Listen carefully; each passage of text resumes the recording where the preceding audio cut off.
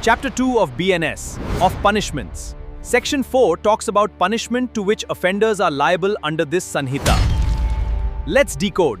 Clause A है death penalty, rarest of rare cases के लिए, और क्लॉज बी है इम्प्रिजनमेंट फॉर लाइफ, यानी आखिरी सांस तक जेल। ये दोनों क्लासिक पनिशमेंट्स हैं। क्लॉज सी कहता है कि इम्प्रिजनमेंट दो टाइप की होगी।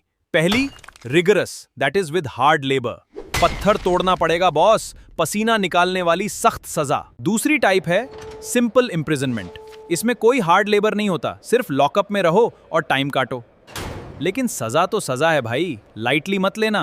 Clause D, forfeiture of property, यानी सरकार तुम्हारी प्रॉपर्टी टोटली जैप्ट कर लेगी।